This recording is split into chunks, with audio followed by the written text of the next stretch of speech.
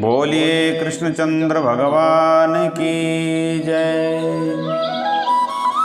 सभी धर्म प्रेमी सज्जनों, जय श्री कृष्णा, राधे राधे।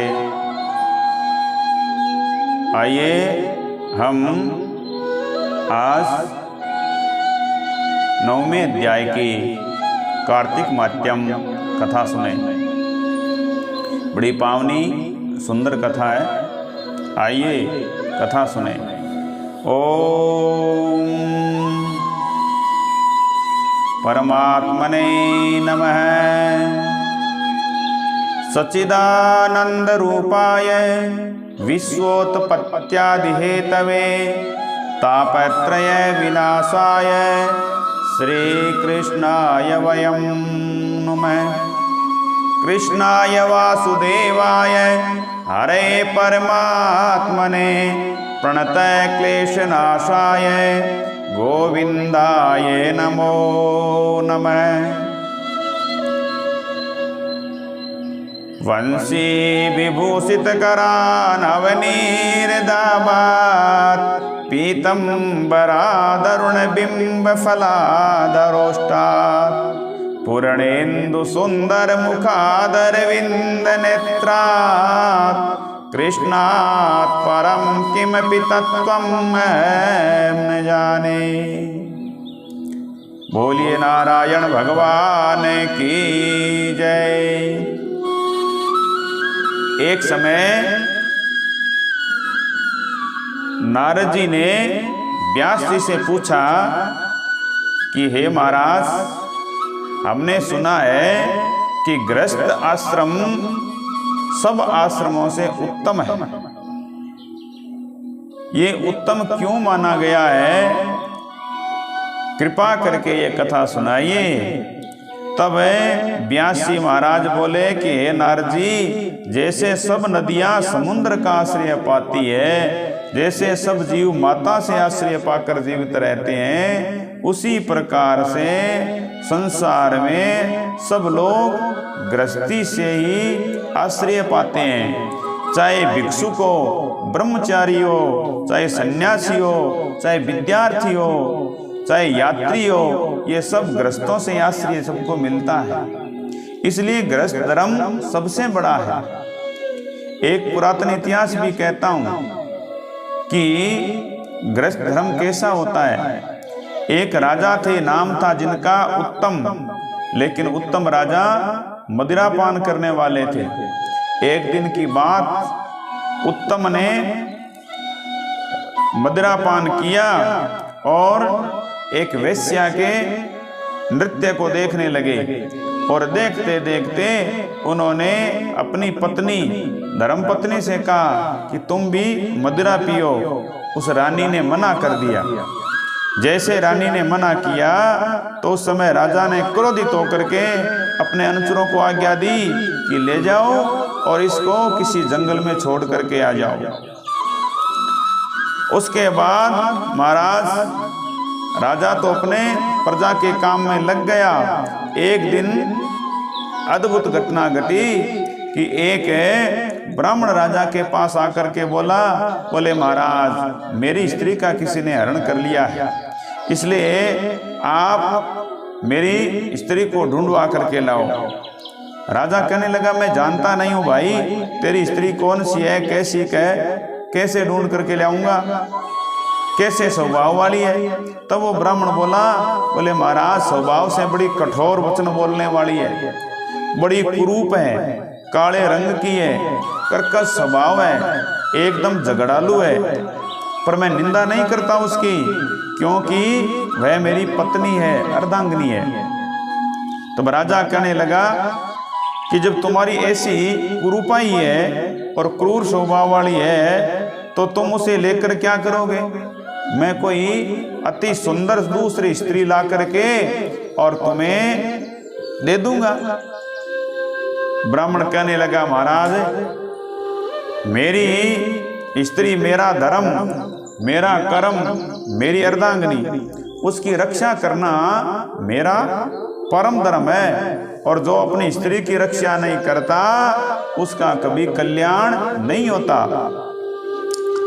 जो लोग अपनी स्त्री को अनायास त्याग देते हैं उनके पितर नरकों में वास करते हैं।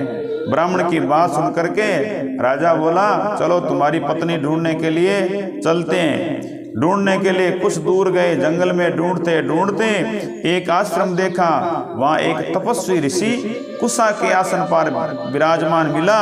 राजा को देख करके और महात्मा ने कोई आदर सत्कार नहीं किया और कहने लगा कि अरे राजन, मैं तुम्हें जानता हूं, तुम्हारा नाम उत्तम है और तुम किस कारण से आए हो ये कारण भी जानता हूं।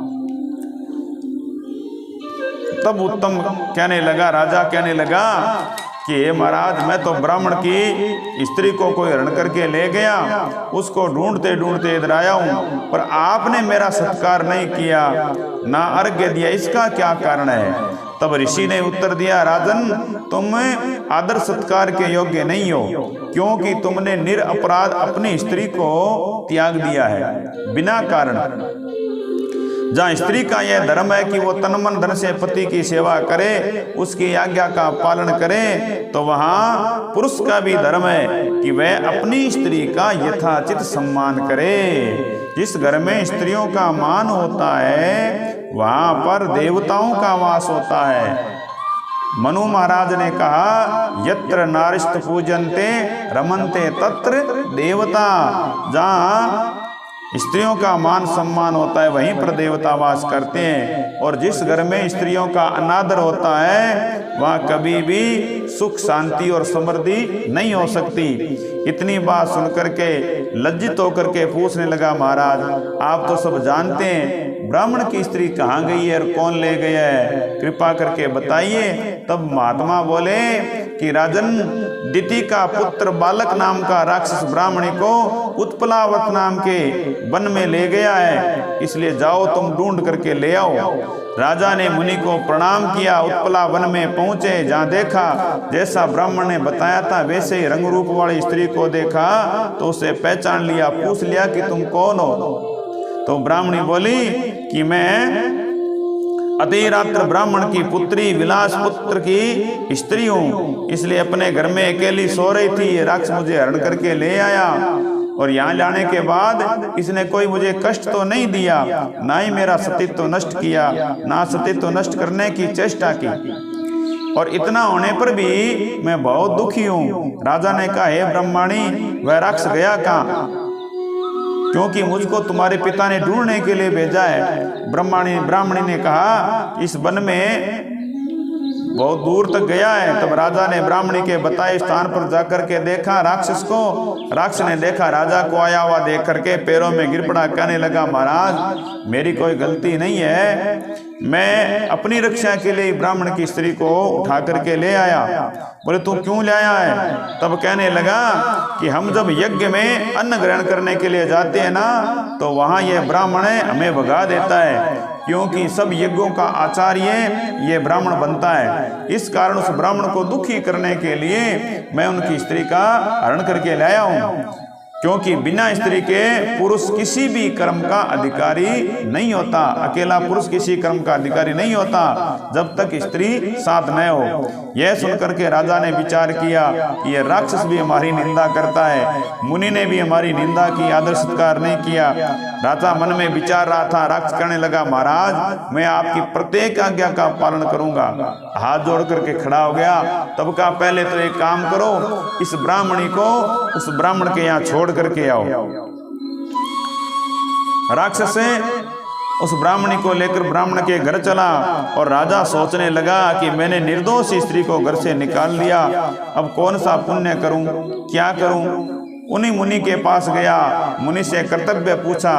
तब कहा कि देखो, पताल लोक में एक नागराज तुम्हारी पत्नी को ले गया है, इसलिए राजन आप उसे जल्दी से ले आइए। तो उसके बाद जैसे ही राजा ने उस बालक नाम के राक्षस को फिर बुलाया, बहलकाया, बोले महाराज क्या करना है? बोले जल्दी से पताल लोक में जाओ और मेरी स्त्री को भी वहां से ले करके आओ। और तुरंत बाद वह राक्षस पताल लोक गया और राजा उत्तम की उस स्त्री को लेकर के आ गया और ला करके राजा को सौंप दी। और तब राजा को ये ज्ञान हुआ कि बिना स्त्री के गृहस्थ धर्म अधूरा है, इसलिए गृहस्थ धर्म में रह करके अपने धर्म का पालन करना चाहिए, पुण्य धर्म कमाना चाहिए, कर्तव्यों का पालन करना चाहिए। और राजा रानी बड़े प्रेम से रहने लगे। बोलिए कृष्णचंद्र भगवान की जय। श्रीमन्नारायण नारायण नारायण, श्रीमन्नारायण नारायण नारायण। बोलिए नारायण भगवान की जय।